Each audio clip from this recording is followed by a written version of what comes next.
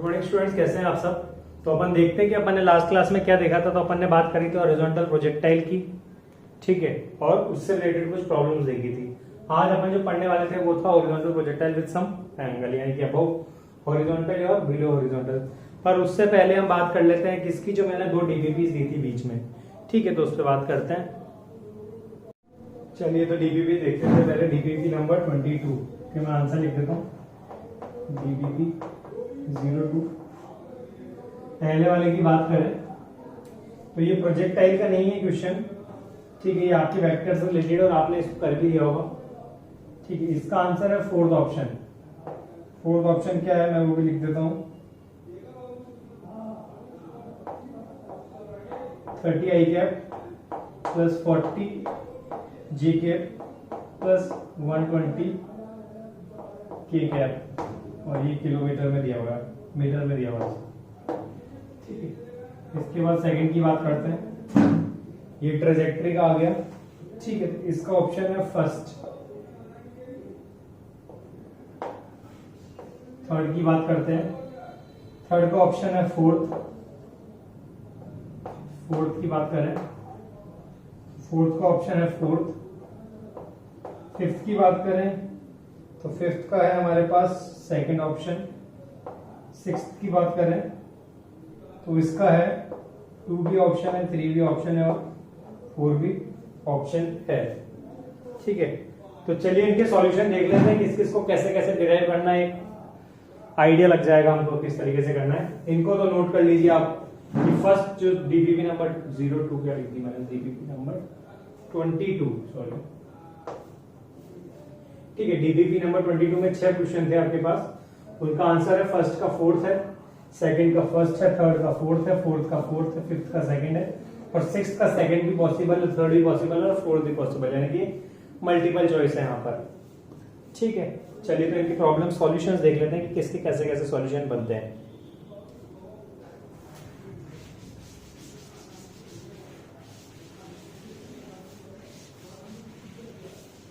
Starting from first, ठीक है। हमको क्या दिया हुआ है फर्स्ट वाले में, हमको दिया हुआ है when t equals to 0 particle at 1, मतलब एट, तो पार्टिकल दिया हुआ है कहीं पर एक्स एक्सिस वाई एक्सिस में। मैं एक ग्राफ डायग्राम ड्रॉ कर दूं। एक पार्टिकल तो है 1 0 0 पे, यानी कि यहाँ पे कहीं पर होगा, जिससे कोऑर्डिनेट है 1 0 0, इसको a नाम दे देता हूं मैं। और एक दूसरा पार्टिकल है 4 4 12 पे, कहीं पर होगा एक्स वाई जेड एक्सिस पे, ठीक है। तो मैं उसको यहाँ पर मान लेता हूँ 4 4 12, ठीक है। किसी टाइम t पर यहां से यहां तक मूव कर रहा है, t इक्वल टू 0 पे यहां पर था और यहां पर मूव कर गया with constant velocity of magnitude, यानी कि यहां से पार्टिकल इस तरफ गया है, ठीक है। कांस्टेंट वेलोसिटी है, उसको मैं u मान लेता हूं, जो मेरे को दी गई है 65 मीटर पर second. The position of the particle is measured in meters and time. Assuming constant velocity, the displacement of the particle till t equals to 2 second पे पूछा है हमसे, यानी कि हमसे t equals to 2 सेकेंड पे जो पार्टिकल की पोजीशन है वो पूछी गई है। assume the डिस्प्लेसमेंट पूछा गया हमसे ना, हमसे डिस्प्लेसमेंट पूछा गया है। अब इस तरह की प्रॉब्लम को कैसे करते हैं, तो आप सबको पता ही है, यहाँ से यहाँ तक गया है तो मैं इसका पहले तो क्या निकाल लूं, यूनिट वेक्टर निकाल लूं, है ना। यूनिट वेक्टर निकाल के वेलोसिटी निकाली जा सकती है इस पॉइंट पर। ये इनिशियल वेलोसिटी थी जिससे मूव किया, और यहाँ पर जब पहुंचेगा तो कुछ वेलोसिटी रही होगी, ठीक है। तो वो वेलोसिटी वेक्टर निकाल लेंगे, ठीक है। फिर हमसे टाइम पे पूछा हुआ है डिस्प्लेसमेंट क्या, तो डिस्प्लेसमेंट हमें पता है क्या होता है, यूनिफॉर्म से गया है, ठीक है। तो वो सब कैलकुलेट कर सकते हैं। कैसे कैलकुलेट करेंगे, तो पहला काम तो यूनिट वेक्टर निकाल लेते हैं ए से बी पॉइंट का, ठीक है। यूनिट वेक्टर सबको निकालना आता है, कैसे निकालते हैं, ठीक है। मैं फॉर्मूला लिख देता हूँ, A cap equals to A vector upon magnitude of A vector, इस तरीके से निकालते थे, ठीक है। तो निकाल के देख लेते हैं यूनिट वेक्टर ए से बी के लिए, ठीक है। तो उसको अपन वेलोसिटी वेक्टर या कोई इसको डायरेक्टली कर देते हैं, ठीक है। तो मैं लिख देता हूँ यहाँ पर पहला काम तो वेक्टर निकालना के लिए होगा क्या, तो फाइनल माइनस इनिशियल 4 - 1 आई कैप प्लस 4 माइनस 0 जे कैप प्लस 12 माइनस 0 के कैप अपॉन इसका मॉड, तो 4 माइनस 1 3 का स्क्वायर प्लस 4 का स्क्वायर प्लस 12 का स्क्वायर, और इसका हम मॉड ले रहे हैं, मैग्नीट्यूड ले लिया इसका मैंने। ठीक है, तो क्या आएगा, यहां से आएगा 4 माइनस 1 3 आई कैप प्लस 4 जे कैप प्लस 12 के कैप, और नीचे की अगर बात करें तो 3 3 9 और 4 4 16 और 9 और 16 25, और ये 144, तो ये हो जाएगा 169, और ये हो जाएगा 13 का स्क्वायर। ठीक है, तो ये हमारा यूनिट वेक्टर आ गया। अब क्या करते हैं, वेलोसिटी वेक्टर निकाल लेते हैं इस गिवन मैग्नीट्यूड के लिए, मतलब इस जो मैग्नीट्यूड दिया हमको ये 65, इसके लिए हम वेलोसिटी वेक्टर निकाल लेते हैं। तो वेलोसिटी वेक्टर कैसे निकालेंगे, ये इनटू यूनिट वेक्टर, तो हमारे पास क्या आ जाएगा, वेलोसिटी वेक्टर आ जाएगा। चलिए निकाल के देखते हैं। तो वेलोसिटी वेक्टर की बात कर रहा हूं मैं, कैसे आएगा, मैग्नीट्यूड मेरे को दिया हुआ है 65 इंटू ये जो मैंने यूनिट वेक्टर निकाला है, जो कितना है 3 आई कैप प्लस 4 जे कैप प्लस 12 के कैप अपॉन 13, तो ये शायद 13 5 से 65, इसको सॉल्व करेंगे हमारे पास आ जाएगा 5 3 से 15 आई कैप प्लस 4 20 जे कैप प्लस 12 नहीं 60 ये कैप। ये मेरे पास क्या आ गया, वेलोसिटी वेक्टर आ गया। अब मेरे से पूछा गया डिस्प्लेसमेंट निकालना है, क्या निकालना है, वो डिस्प्लेसमेंट निकालना है t इक्वल्स टू 2 सेकेंड्स पे, तो उसको निकालना है। तो जो डिस्प्लेसमेंट क्या होता है हमें पता है sir, final minus initial final position minus, मतलब final position minus initial position क्या होगा, वेक्टर होगा डिस्प्लेसमेंट। तो मैं उसको लिख देता हूँ आर एफ, आर से मैं डिनोट कर देता हूँ इसकी position R final minus R initial, और ये किसके बराबर होगा सर, ये हमें को बोला गया था प्रॉब्लम में कि जो पार्टिकल है वो कैसे जा रहा है, कांस्टेंट वेलोसिटी से जा रहा है। कांस्टेंट वेलोसिटी से यानी कि एक्सेलरेशन 0, तो मैं डायरेक्ट क्या लगा सकता हूँ u इंटू टी। ठीक है, तो v मेरे पास है यहाँ पर v वेक्टर इंटू टी, मेरे को कितना दिया हुआ था 2 सेकेंड में निकालना है मेरे को, तो मैं यहाँ पे वैल्यू पुट कर दूंगा। r फाइनल की बात करें तो हमें निकालना है, ठीक है, और r इनिशियल की बात करें तो r इनिशियल कहाँ पर था 1, 0, तो यहां से मैं पुट कर सकता हूं, क्या पुट कर सकता हूं, माइनस 1 आई कैप और बाकी सब 0 0 हो जाएंगे, प्लस 0 की कैप प्लस 0 की कैप, तो यहां पर मेरे पास बच गया 1 आई कैप इक्वल्स टू, वेलोसिटी की बात करें तो मेरे को कितना दिया हुआ है 50 आई कैप प्लस 20 जे कैप प्लस 60 के कैप, और टाइम मेरे को कितना गिवन है 2 सेकेंड्स, तो इसको जब मल्टीप्लाई करेंगे तो यहाँ से आएगा 30 आई कैप प्लस 40 जे कैप प्लस 60 के कैप। हमसे यहीं तक पूछा हुआ है शायद प्रॉब्लम में, the displacement of the particle till 2 seconds. ठीक है, तो इसमें थोड़े से प्रॉब्लम है, यहाँ पर आंसर जो आएगा यहाँ से आर फाइनल जो निकलेगा वो आएगा आई कैप, ये आई कैप यहाँ पर चल जाएगा, तो आर फाइनल जो होगा मेरे पास वो आएगा 31 आई कैप प्लस 40 जे कैप प्लस, सॉरी यहाँ पर मैंने मिस्टेक कर दी, 120 प्लस 120 के कैप, तो ये मेरे पास फाइनल आंसर होगा।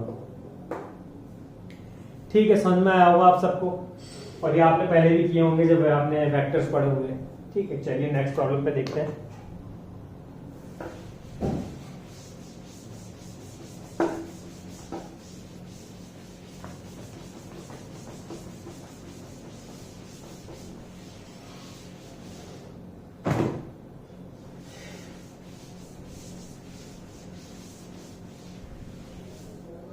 चलिए नेक्स्ट प्रॉब्लम क्या दी है मेरे को,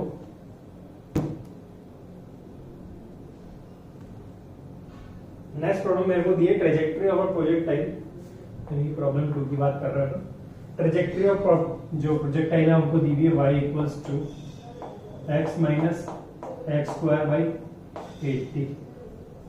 ठीक है, x और y मीटर्स में कंसीडर्ड है अलोंग हॉरिजॉन्टल प्रोजेक्ट। ठीक है, और g की वैल्यू जो मेरे को दी हुई है यहाँ पर वो दिए 10 मीटर पर सेकंड स्क्वायर, और कुछ नीचे मेरे को दिया हुआ है angle of projection, angle, velocity, horizontal, maximum height और हॉरिजॉन्टल रेंज में कुछ मेरे से पूछा गया है। ठीक है, जब भी इस तरह की प्रॉब्लम हो तो क्या क्या कर सकते हैं हम पहले उसकी बात कर लेते हैं, क्या दिया है उसकी बात नहीं करेंगे हम। ठीक है, ऐसी प्रॉब्लम आ जाए तो हमने क्लास में भी करा है इसको। क्या करना है, इसको कंपेयर करना है इक्वेशन ऑफ ट्रेजेक्टरी से। वो क्या है सर, वो है x tan theta minus half G X square upon U square cos square theta. इससे जब कंपेयर करेंगे तो हम देखेंगे कि जो tan थीटा है वो किसके बराबर है। आप बोलेंगे ऑन कंपेयरिंग, जो tan थीटा है वो किसके बराबर है, 1 के बराबर, यानी कि जो थीटा की वैल्यू है वो कितनी हो सकती है, वो 45 हो सकती है। ठीक है, और क्या है, यहाँ से इसकी में ऐसे भी कुछ कर सकते हैं हम, तो यहाँ से करके देख लेते हैं। तो मैं इसको डायरेक्ट लिख देता हूँ u square cos square theta, sorry 2u square cos square theta upon जी।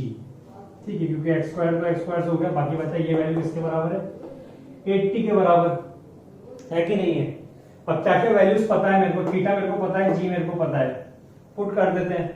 तो 2 इंटू यू स्क्वायर मेरे को नहीं पता है, cos स्क्वायर थीटा की बात करें तो cos स्क्वायर 45। ठीक है, cos 45 कितना होता है 1/√2, तो cos स्क्वायर 45 कितना हो जाएगा 1/2, और g की वैल्यू मेरे को गिवन है 10, तो ये इक्वल्स टू 80। इस 2 से ये 2 कैंसिल आउट हो गया, ये इधर जाएगा तो ये आ गया भाई u स्क्वायर इक्वल्स टू 800, तो u की वैल्यू मेरे पास कितनी आएगी 20√2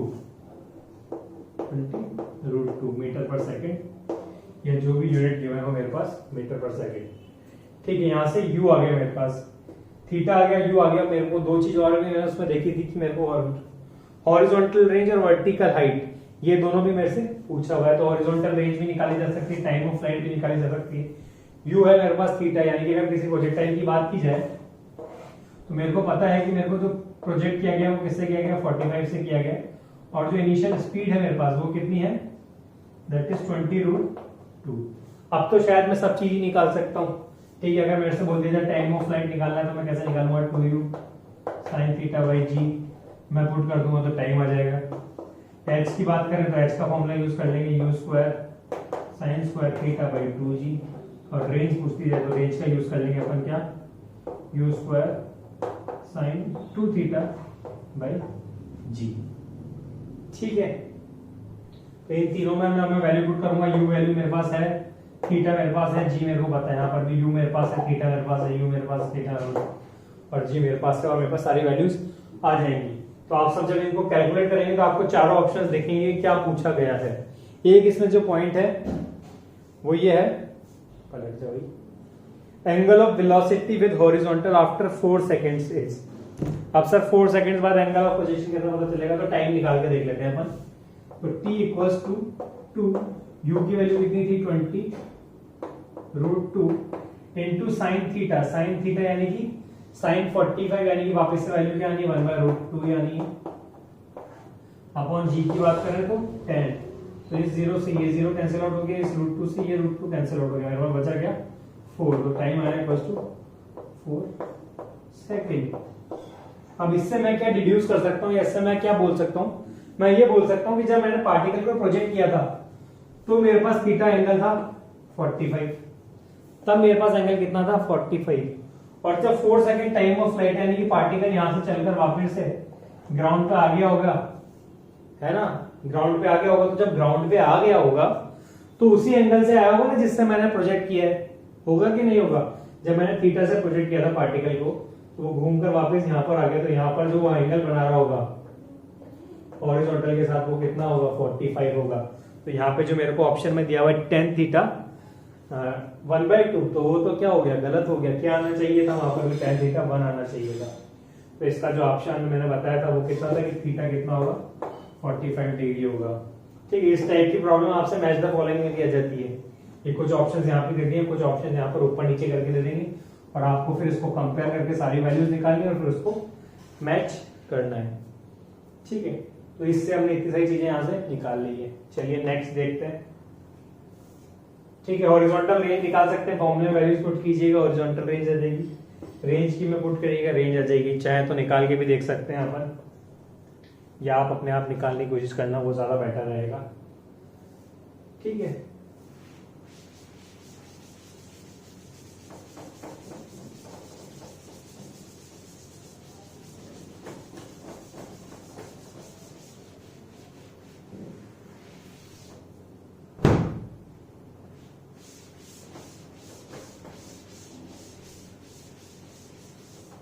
चलो प्रॉब्लम नंबर थर्ड देखते हैं।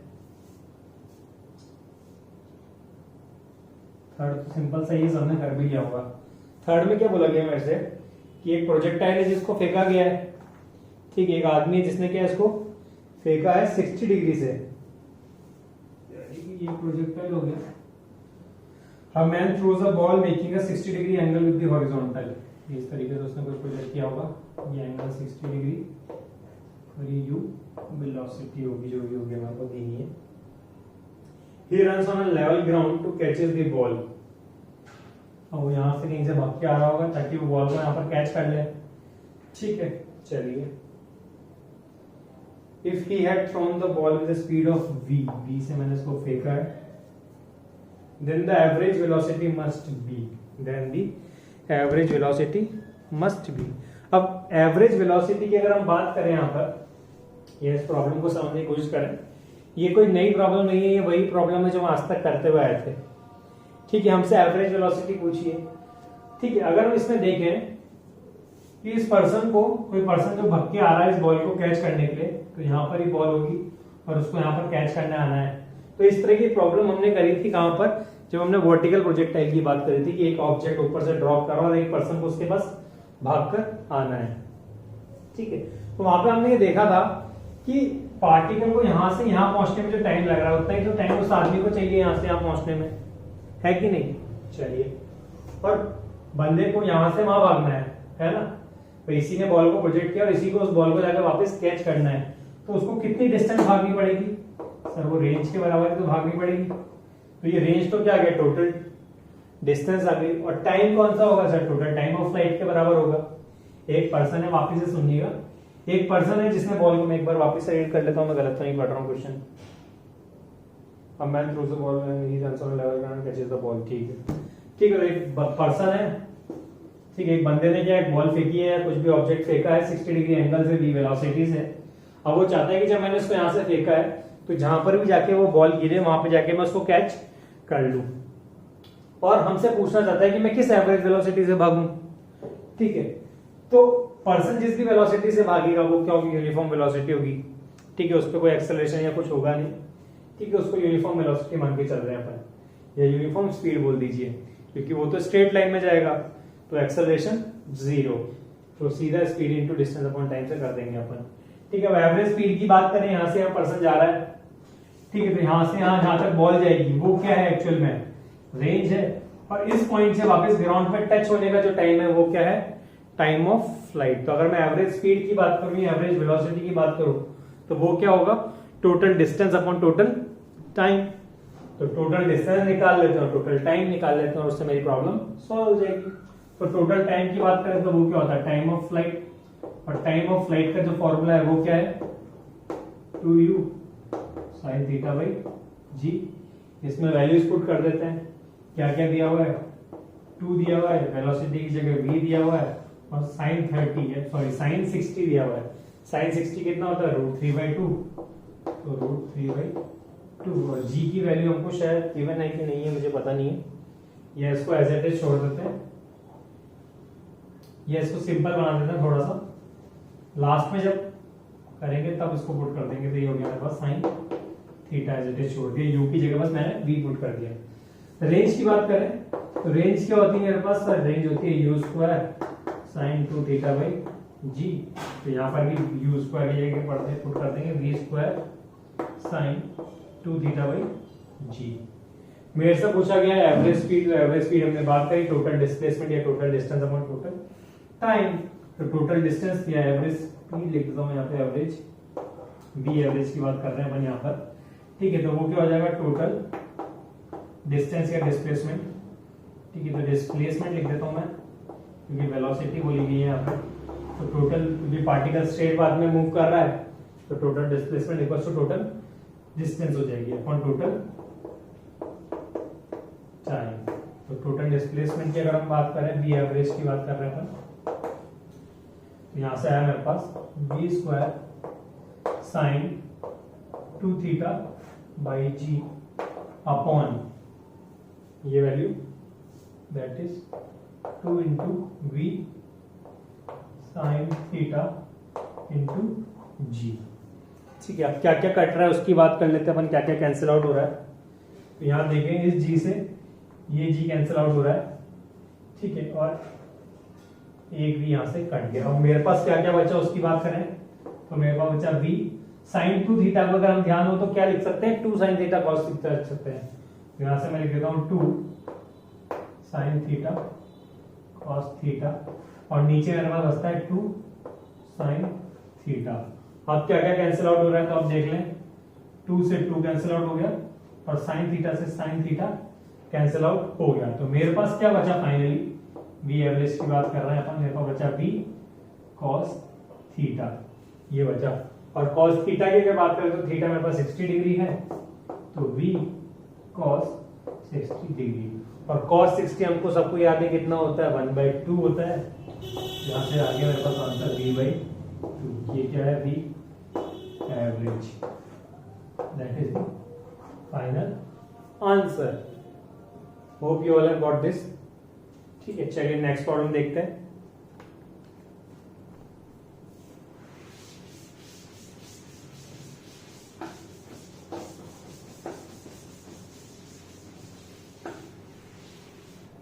ये सब प्रॉब्लम्स वही है जो हमने क्लास में करी हुई है, कोई नई प्रॉब्लम है नहीं। सिर्फ पूछने का तरीका तो हर बार अलग होगा उसका, तो आप या मैं कोई भी कुछ नहीं कर सकते हैं, क्योंकि सभी विषय में नयापन आएगा। इसके बाद आते हैं अपन क्वेश्चन नंबर 4 में। When a projectile is at highest of point of its trajectory, यानी एक प्रोजेक्टाइल है, ठीक है, हाईएस्ट पॉइंट होगा कहीं पर, यहाँ पर मान लेते हैं अपन अज्यूम, ठीक है। The direction of its velocity and acceleration are, highest point पे वेलोसिटी और एक्सेलरेशन जो g है वो तो हमेशा डाउनवर्ड्स है, ठीक है। चलिए, ये हमसे पूछा गया है। अगर इस पॉइंट पर देखें, हाईएस्ट पॉइंट की अगर हम बात कर रहे हैं, ठीक है, तो मैं प्रोजेक्टाइल को मान लेता हूं मैंने किसी u स्पीड से फेंका, तो हॉरिजॉन्टल प्रोजेक्टाइल, हॉरिजॉन्टल डायरेक्शन में जो वेलोसिटी का कंपोनेंट होता था वो क्या होता था, u cos थीटा, और जो वर्टिकल डायरेक्शन में होता था वो होता था u sin थीटा। इसको हमने ux बोलते थे और इसको अपन uy बोलते थे। अगर हम बात करें तो u cos थीटा था, या जो हॉरिजॉन्टल कंपोनेंट था स्पीड का, वो क्या रहता था, सेम रहता था। चाहे मैं यहाँ पर बात करूं, यहाँ पर बात करूं, यहाँ पर बात करूं, यहाँ पर कहीं पर ही बात करूं, मैं इस प्रोजेक्टाइल के पाथ पर जो स्पीड थी हॉरिजॉन्टल वो क्या रहती थी, यही रहती थी। यानी कि vx की बात करूं तो इक्वल टू ux होता था, कहीं पर भी बात कर रहा हूं मैं तो वो क्या होता था, ux होता था। तो यहाँ पर भी क्या होने वाला है, ux होने वाला है eight the highest point. Vertical की बात करें तो यहाँ पर क्या था, vy था, यहाँ पर जाएंगे किसी पॉइंट पर ऊपर, तो यहाँ पर क्या हो जाने वाला था, वो हो जाने वाला था u sin theta minus gt।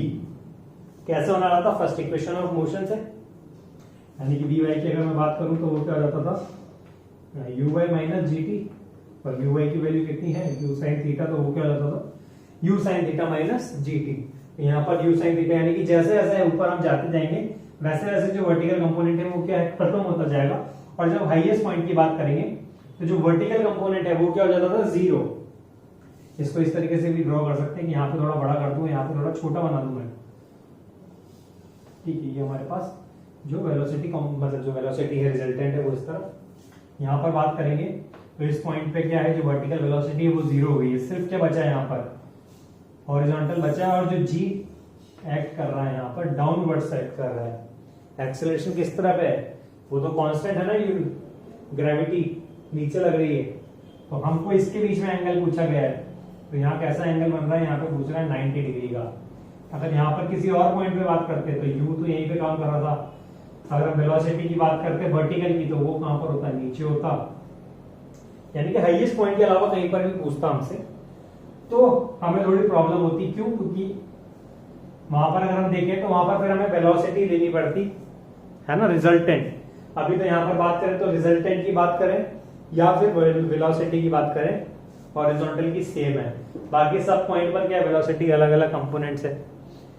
ठीक है, तो यहाँ अगर हम बात करें तो ये इस तरफ तो v वर्क कर रहा होता v नेट, और इन्हीं जो क्या बोलते हैं हमारी वर्टिकल वेलोसिटी वो डाउनवर्ड्स होती है और g भी डाउनवर्ड्स है। ठीक, तो यहाँ से जो मेरे पास आंसर आ रहा है वो ये आ रहा है कि ux is perpendicular to g,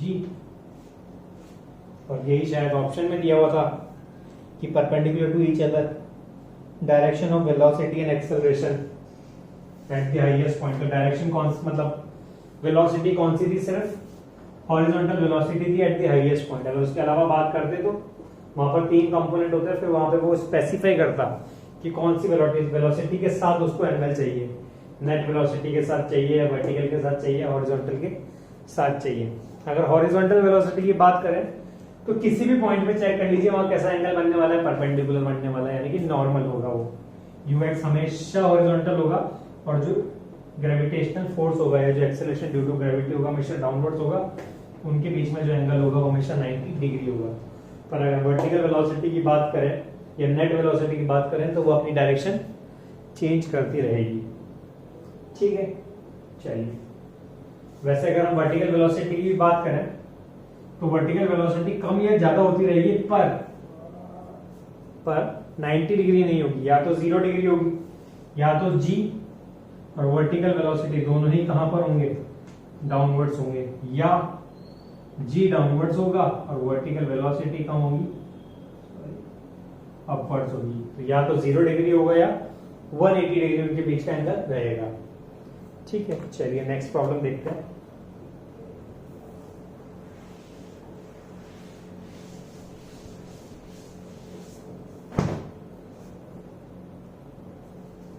next problem है क्वेश्चन नंबर 5।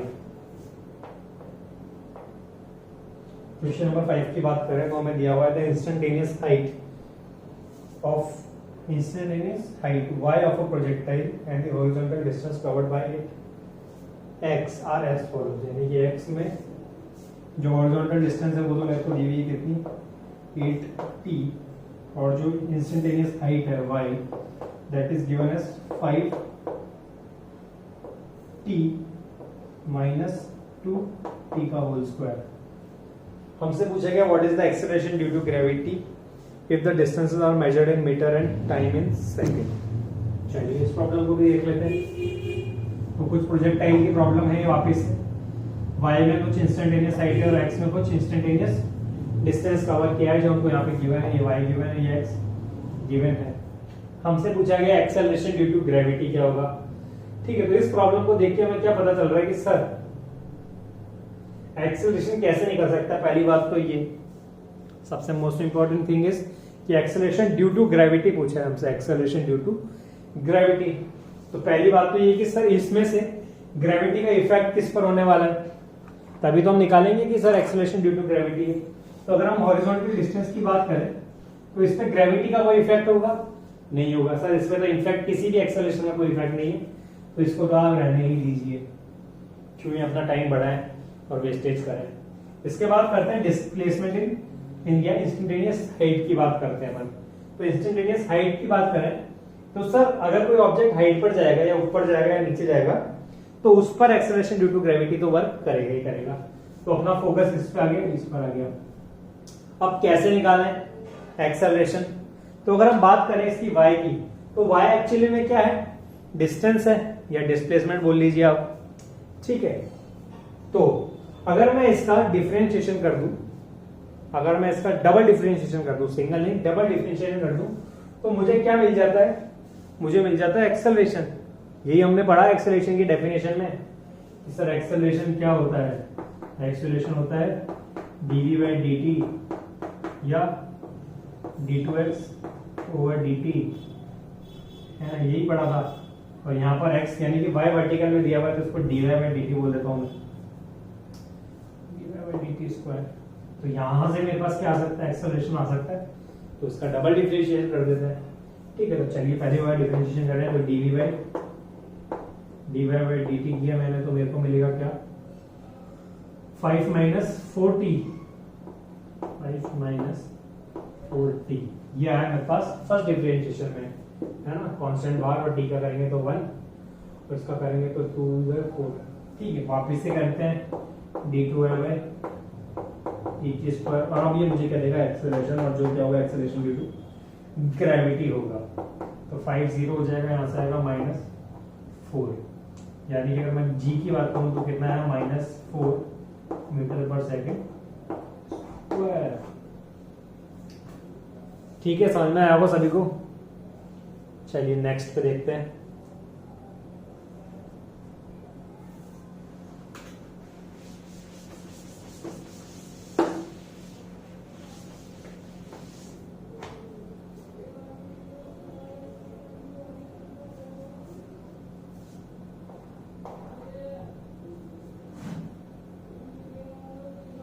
नेक्स्ट दिया हुआ है अच्छा, an arrow is shot in air on a parabolic path to hit a target. अच्छा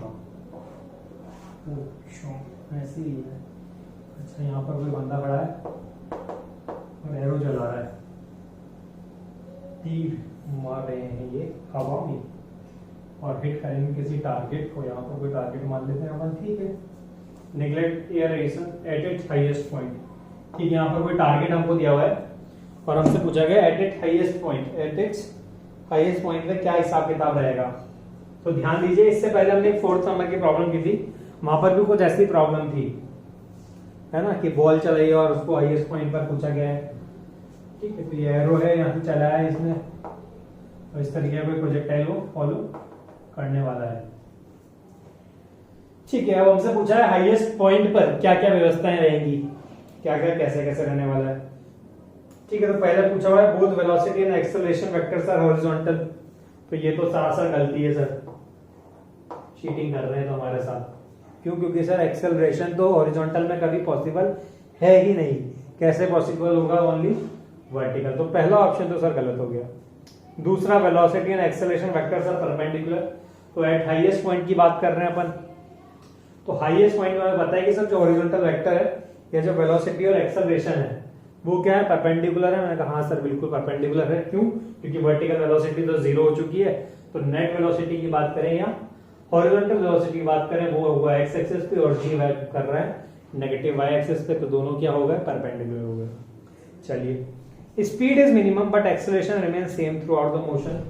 तो हाँ सर ये बात बिल्कुल सही है, क्योंकि जो वेलोसिटी वेक्टर्स थे जो उसको स्पीड अप कर रहे थे, यानी कि जो वर्टिकल वेलोसिटी जो उसको ऐड हो रही थी पहले, वो अब खत्म हो गई है। ठीक है, और इसके बाद अगर हम बात करें, यहां से जब आए थे तो कुछ वेलोसिटी रही होगी, वो मैक्सिमम थी। यहां से ऊपर गए तो वेलोसिटी कंपोनेंट जब वर्टिकल कम हो रहा है, वाई सेम है, तो वेलोसिटी पे अगर नेट इफेक्ट देखें तो वो क्या हो रहा था? कम हो रहा था। यहाँ पर आए तो मिनिमम हुई वेलोसिटी, और जब यहाँ से नीचे जाने लगेंगे तो वापस क्या होगी? मैक्सिमम होगी। तो सेकंड ऑप्शन भी क्या हो गया? करेक्ट हो गया। थर्ड ऑप्शन मतलब फोर्थ ऑप्शन पे है the upward component of velocity is 0 but not the acceleration. तो ये भी सही बात है कि जो वर्टिकल कंपोनेंट है वेलोसिटी का v है वो तो क्या हो चुका है? 0। और जो एक्सेलरेशन ड्यू टू ग्रेविटी है वो कहां पर एक्ट कर रही है? डाउनवर्ड्स एक्ट कर रही है। ठीक है, तो यहां पर हमारी डीपीपी नंबर 22 खत्म हो गई। चलिए डीपीपी नंबर 23 पर देखते हैं अपन।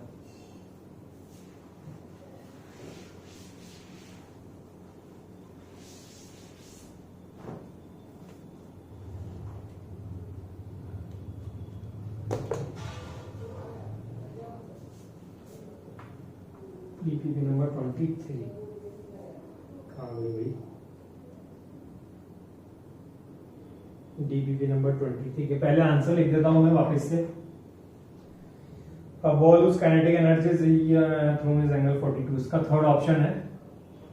सेकंड की बात करते हैं, during the projectile is the maximum height equals to the horizontal range, इसका फोर्थ ऑप्शन है। थर्ड की बात करते हैं, a projectile is projected such that its range and maximum height are equal, initial speed is ठीक है, इसका answer है सेकंड। फोर्थ की बात करते हैं, फोर्थ का आंसर है फर्स्ट।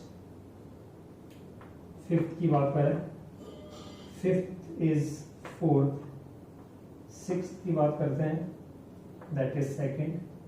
एंड सेवेंथ की बात करें तो दैट इज थर्ड। ये हमको दिया हुआ है।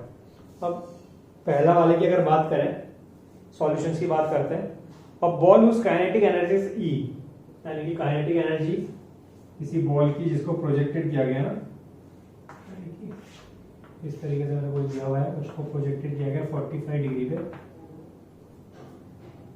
With the horizontal, it's kinetic energy at highest point की अगर हम बात करें यहाँ पर, तो यहाँ पर मेरे पास जो वेलोसिटी वेक्टर होगा वो होगा u cos 45, that is cos 45 is 1/√2, that is u √2 ना, u√2 दैट इज ux, और ये यहाँ पर रहने वाला है मेरे पास हाईएस्ट पॉइंट पर u/√2। हाईएस्ट पॉइंट पे अगर काइनेटिक एनर्जी की बात करें के ई की, तो वो मेरे को बोला गया कि वो ई के बराबर है, ठीक है, काइनेटिक एनर्जी इज ई, अच्छा सॉरी, जब फेंका गया तब काइनेटिक एनर्जी थी ना, इनिशियली में ई दी गई है। It's kinetic energy at the highest point of its flight is, यहाँ पर हमसे काइनेटिक एनर्जी पूछी गई है। तो काइनेटिक एनर्जी के अगर फॉर्मूले की बात करें तो वो क्या होता है सर, होता है हाफ mv², v की अगर बात करें तो यहाँ पर सिर्फ हॉरिजॉन्टल कंपोनेंट है तो उसको यहाँ पर पुट कर देते हैं, हाफ m, v की जगह क्या पुट कर सकते हैं, u/√2 का होल स्क्वायर, ये किसके बराबर होगा सर, ये होगा 1/2m u, और अलग से आ जाएगा एक और 2। तो इसकी अगर हम बात करें तो ये किसके बराबर गिवन था, ये e के बराबर गिवन था, यहाँ से मेरे पास आंसर आ गया e/2। ये तो हुई फर्स्ट प्रॉब्लम की बात है ना। अब जल्दी जल्दी कर रहा हूँ क्योंकि ये सब हमने अभी करंट ही पढ़ा है, इसको मैं सॉल्व नहीं कराऊंगा, ये तो मैंने बता दिया था काइनेटिक एनर्जी को, कोई बात नहीं। सेकंड की बात करें, during a projectile motion of motion if the maximum height equals to the horizontal range, maximum height की अगर बात करें, ठीक है, तो दोनों के फॉर्मूले हमको इक्वेट करने हैं, सिंपल सी बात है। हाइट का फॉर्मूला आपको याद है कितना होता है, u² sin² θ/2g, और रेंज की अगर हम बात करें तो वो क्या होगा, u² sin 2θ/g। तो कहाँ पर था, maximum height equals to the horizontal range, तो मैक्सिमम हाइट कहाँ पर होगी, हॉरिजॉन्टल रेंज कहाँ पर होगी, आप जानते हैं सब। तो आपको निकालना है angle of projection with the, यानी कि थीटा आपको निकालना है सिंपली, तो ये आप इजीली कर सकते हैं, कोई बड़ी बात नहीं है।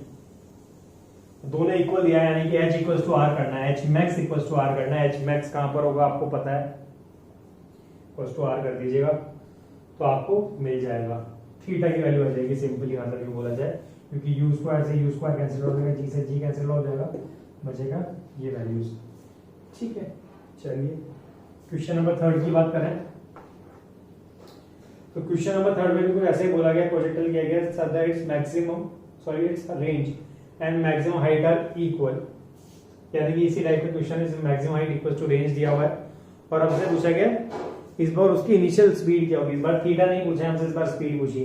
तो जब आप ये प्रॉब्लम नंबर 2 सॉल्व करेंगे तो साथ साथ ही प्रॉब्लम नंबर 3 भी सॉल्व हो जाने वाली है। प्रॉब्लम 4 की बात करते हैं, a particle is projected with initial velocity of 9 i cap plus 12 g cap metre पर second, if g is then maximum height of the path is, तो ये भी आप इजीली सॉल्व कर सकते हैं, इसमें कोई बड़ी बात नहीं है, ठीक है। वेलोसिटी का दिया हुआ उसके कंपोनेंट्स निकाल लेंगे, आप सॉल्व कर देंगे। इसके बाद है question number 5, an aeroplane flies horizontally with a speed of 300 metre पर second at an altitude of 400 metre, assume that the ground is level, okay, at what horizontal distance from the target must the pilot release a bomb so as to hit the target। तो इस type की problem हमने करी हुई है कि कोई plane उड़ रहा है हवा में और नीचे कहीं पर टारगेट है, ठीक है, तो उसको कितनी डिस्टेंस पर, ये रेंज निकालनी, कितनी डिस्टेंस पे उसको प्रोजेक्टाइल को प्रोजेक्ट करना चाहिए, उसको ड्रॉप करना चाहिए ताकि उस पर्सन तक हमारे क्या पहुंच जाए, वो सामान पहुंच जाए। तो याद होगा हमने किया था कि एक एरोप्लेन है जिसको एक पर्सन को रेस्क्यू किट पहुंचाना है और वो कितनी डिस्टेंस में पहुंचाएगा या किस एंगल से प्रोजेक्ट करेगा, उस टाइप का हमने प्रॉब्लम की थी। क्वेश्चन नंबर 6 पे आते हैं अपन, a particle is given horizontal projection from the top of a tower with the speed of 20 metre पर सेकंड, यानी इसी तरह की प्रॉब्लम है, 20 मीटर पर सेकंड से दिया है। What will be the angle of its velocity with horizontal after 2 seconds, यानी कि कहीं time t equal to 2 seconds पे हमसे थीटा की वैल्यू पूछी हुई है, तो आप निकाल सकते हैं tan थीटा इक्वल्स टू, कैसे निकालेंगे सर, हमने नॉर्मल एक फॉर्मूला पढ़ा था tan थीटा इक्वल्स टू, या tan अल्फा बोल दीजिए उस टाइम पर, क्या होगा uy minus gt upon ux, ux same रहना है, ui में जो साइन कन्वेंशन से जो मैंने बात करी थी क्लास में उसको हम पुट कर देंगे। ठीक है, तो time t equal to 2 second आ जाएगा यहाँ पर, तो आपको सॉल्यूशन मिल जाने वाला है। क्वेश्चन नंबर 7 की बात करते हैं। तो हमें दिया हुआ है the speed of the maximum height of a projectile is 1/2 of its initial speed, it's angle of projection is. ठीक है, तो ये भी कोई ज्यादा टिपिकल सा सवाल नहीं है, सिंपल सा है। हमें दिया हुआ जो स्पीड है वो maximum height of a projectile की कितनी है, 1/2 of its initial speed, 1/√2 of its initial speed है। The speed of the maximum height, ठीक है, its angle of projection is. तो ये भी आप इजीली निकाल सकते हैं, इसमें कोई प्रॉब्लम नहीं होगी। मैक्सिमम हाइट का फॉर्मूला आपको पता है कि कहां पर होने वाला है मैक्सिमम हाइट, ठीक है, और उस समय जो मैक्सिमम हाइट है तब एंगल ऑफ प्रोजेक्शन या जो इनिशियल स्पीड है वो जो भी रही होगी वो मतलब उस समय 1/√2 रही होगी, और उसको सॉल्व कीजिएगा तो आपको आंसर मिल जाएगा। ठीक है, तो ये हुई हमारी डीपीपी नंबर 22 और 23 की बात। ठीक है, डीपीपी 23 मैंने इसलिए भी नहीं कराई है अभी आपको सॉल्व, क्योंकि हम क्लास में पढ़ रहे हैं अभी कंटिन्यू में, तो ये आप इजीली सॉल्व कर सकते हैं। नहीं होता है कोई बात नहीं, अपन क्लास में, या आप मुझे व्हाट्सएप कर दीजिएगा, मैं उसका सॉल्यूशन आपको भेज दूंगा। या अगर सबकी प्रॉब्लम आई तो जो नेक्स्ट क्लास में करूंगा उसमें पहले उनके सॉल्यूशंस बता दूंगा। ठीक है, चलिए तो आज के लिए इतना ही। हाँ, टाइम हो भी गया है डीपीपी में ही। ठीक है, चलिए, have a good day, thank you.